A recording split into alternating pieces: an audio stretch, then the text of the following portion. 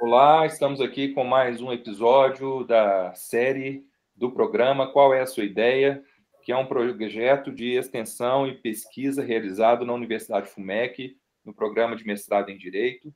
Estamos hoje aqui com a presença do convidado, o professor Tiago Lopes Mossi, que vem já nos acompanhando em algumas temporadas aqui no programa. E neste episódio, nós vamos ouvir as ideias da Sumaia Tavares de Alvarenga Matos. Primeiramente, agradecer a presença do professor Tiago. Tudo bem, Tiago? Bom dia, professor Frederico. Bom dia aí a nossa enorme audiência. É um prazer participar mais uma vez do programa. Muito obrigado pelo convite. Sumaia, como sempre, vamos começar com a pergunta clássica.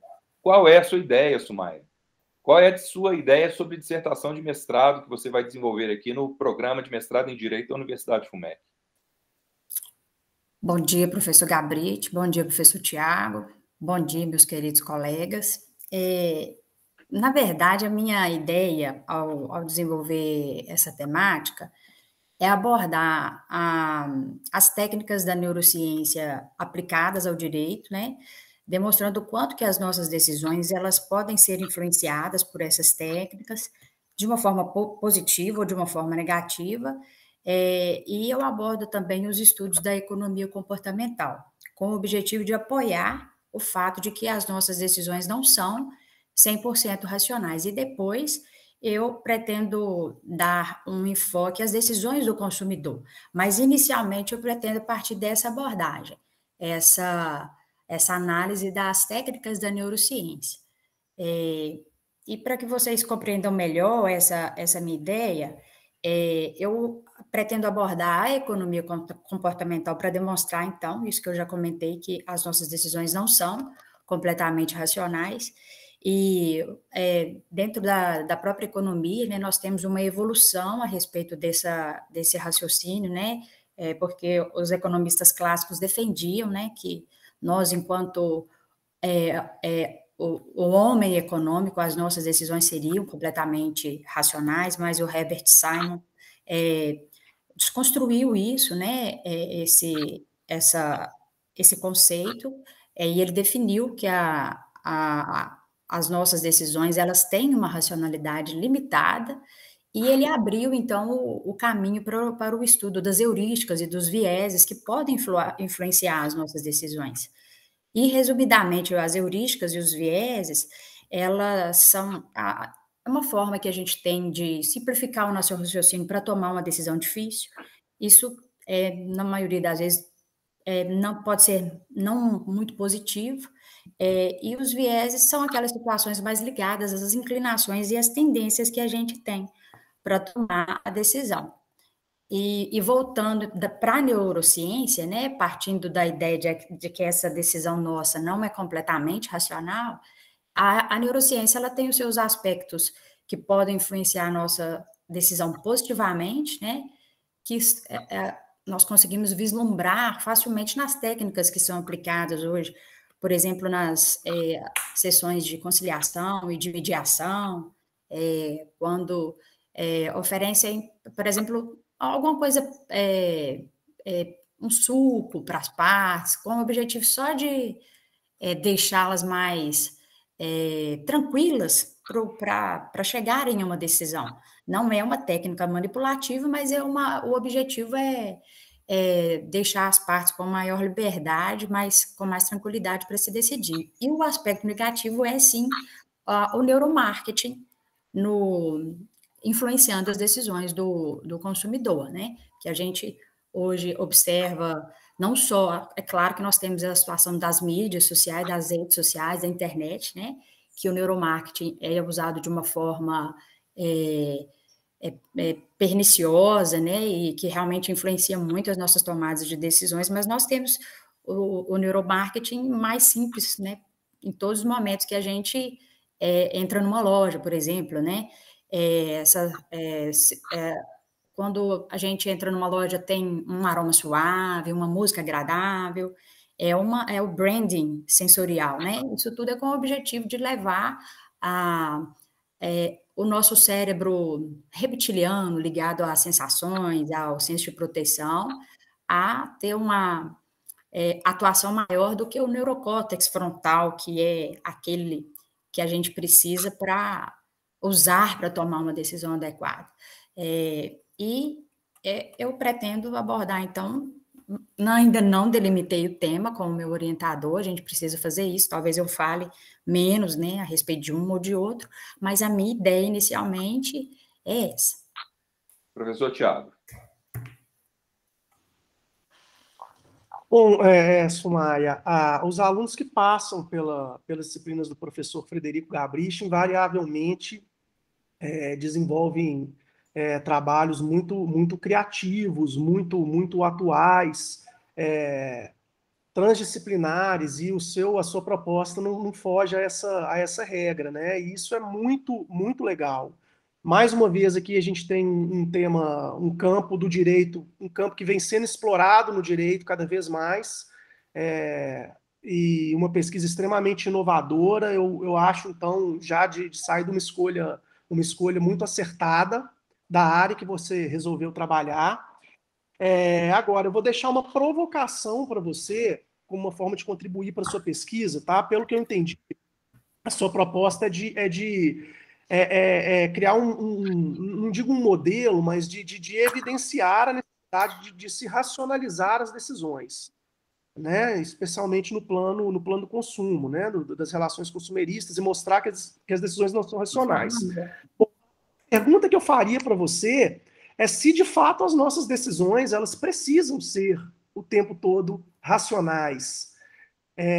O filósofo de todos da minha preferência, e que é o maior filósofo da modernidade, que é um tal de Immanuel Kant, talvez a maior contribuição da sua teoria para a posteridade, né, e que fez dele o maior filósofo da modernidade, é ter conseguido fazer esse mapeamento antes da gente falar em neurociência. Dele permitiu, a teoria dele nos leva à compreensão de que o ser humano ele é feito de uma parte, podemos assim dizer, racional, mas também de uma parte sensitiva, de uma parte da sensibilidade. Razão e sensibilidade, né? Deu até um nome para um romance depois, que virou um filme. E ele explora bem essas duas dimensões da existência humana, que são ambas extremamente importantes para a configuração daquilo que nós somos. Então, eu acho que vale a pena a reflexão sobre se nós devemos buscar a racionalização a todo tempo. E aí, como indicação de leitura para você, eu acho, o professor Frederico já sabe, né? Nós já escrevemos sobre isso e compartilhamos o apreço por esse autor. Eu acho o Michael Sandel imbatível nessa análise econômica e moral sobre o direito, sobre as decisões. Ele tem um livro que se chama Os Limites Morais dos Mercados, em que ele explora exatamente essa questão dos nossos processos de formação de decisão e de escolhas, sob a perspectiva mais sociológica, mais econômica.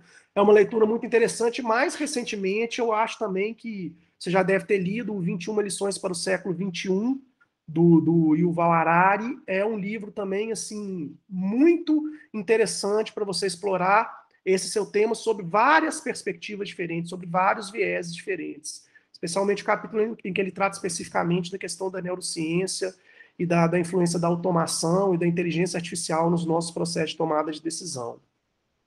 Então, parabéns pela escolha do tema, fica aí como sugestão, e eu queria te ouvir sobre essa questão levantada.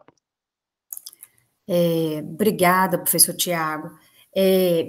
Eu penso que, mesmo que eu defenda, né, que as nossas escolhas deveriam ser 100% racionais, né, o que eu acredito que eu conseguirei chegar aí no trabalho é defender que elas não são 100% racionais e elas não, inclusive, não precisam ser 100% racionais a todos os momentos, né? Porque nós temos decisões que são mais difíceis que precisam de uma maior reflexão do que outras. E em muitos aspectos, né, elas precisam de ter um ponto de racionalidade, mas também precisa ter um ponto de sensibilidade, né, em algumas situações da vida, não é todos os momentos, né, se eu tiver conseguido responder a sua pergunta. Respondeu, e aí, sabe, em eras de automação, de inteligência artificial, eu tenho uma preocupação muito grande em que em que nós não nos tornemos robôs, em que nós não nos tornemos máquinas. E mais uma vez, eu não sei, você já leu esse livro, 21 lições para o século XXI? Eu até tenho aqui em casa, mas eu ainda não li, não. Mas farei a leitura. Anotei as recomendações.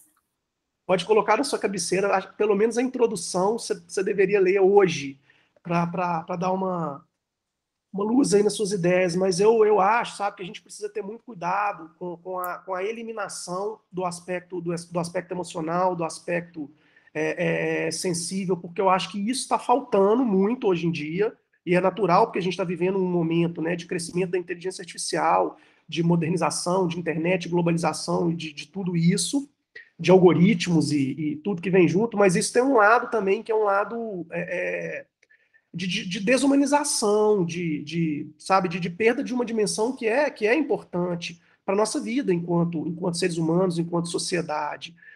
Não acho que seja o seu caso, né? Eu entendi o seu ponto, eu acho que o seu ponto é muito mais de que os consumidores possam ter uma autoconsciência do seu processo de tomada de decisão para que possam tomar decisões livres, decisões mais livres e menos influenciadas numa dimensão que às vezes até é inconsciente, em que eles não sabem até que estão sendo influenciados. É mais, acho que, uma questão de liberdade, né? De ter acesso a tudo que precisa para tomar uma decisão livre. Mas me preocupa a desumanização, o processo de desumanização pelo qual a gente vem passando como um subproduto do crescimento da inteligência artificial. Talvez o grande desafio seja a gente encontrar ali o meio termo, né, da balança, o ponto de equilíbrio da balança, para que a gente possa se beneficiar de todo o avanço, né, tecnológico da inteligência artificial, mas, ao mesmo tempo, conservar uma dimensão que é muito importante para a gente, né, da humanidade. E isso, Maia, dentro de tudo isso, né, que perpassa Kant, Aristóteles, Michael Sandel, qual é a imaginada conexão de tudo isso com a arte, com a literatura, com a transdisciplinaridade? Professor Tiago, obrigada, muito obrigada. Eu anotei as considerações, depois eu repasso para ver se eu não deixei passar nada. E a conexão que eu consegui fazer com essas ideias que eu pretendo desenvolver foi com a literatura e com o cinema. Primeiro, né, por causa do aspecto do consumo e do neuromarketing, eu me lembrei daquele conhecido documentário, né, O Dilema das Redes, né, que provavelmente meus colegas também conhecem, né, por causa de todo aquele aparato, né, dos anúncios, né, e que dentro do contexto das redes sociais, da internet, tem uma influência maior, né, partindo de cores, né, até outros aspectos que abordam. E na literatura eu me lembrei daquele poema Eu, Etiqueta, do Carlos Drummond de Andrade, que, né, havia selecionado, né, umas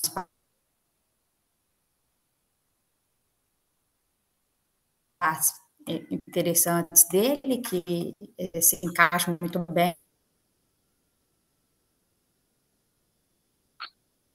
nele todo, né, a respeito dessa situação do consumo. E por fim, por causa da neurociência, né, e por ser uma influência externa, eu me lembrei de um filme, ele envolve situações onde ele influencia o sonho de uma pessoa para colocar nele uma ideia, e aquela ideia ser exteriorizada por aquela pessoa. É claro que, né, são situações diferentes a respeito do do inconsciente e do subconsciente, né? Porque nós estamos falando da influência da neurociência, que influencia as decisões racionais, e o filme trata do sonho, né? Só que a ligação que eu fiz dele com o meu tema foi a respeito da influência externa, porque não é uma decisão que partiu completamente de uma racionalidade da pessoa, ela sofreu uma influência para a tomada daquela decisão. Então, foi essa conexão também que eu consegui fazer com esse filme, que eu acho, inclusive, né, um filme de ficção científica, mas é muito interessante. Fica também, Sumaia, uma dica de um livro que é best-seller do New York Times, que é O Ruído, Uma Falha no Julgamento Humano, do Daniel Kahneman, que também trata dessas influências externas nos julgamentos, inclusive nos tribunais, né?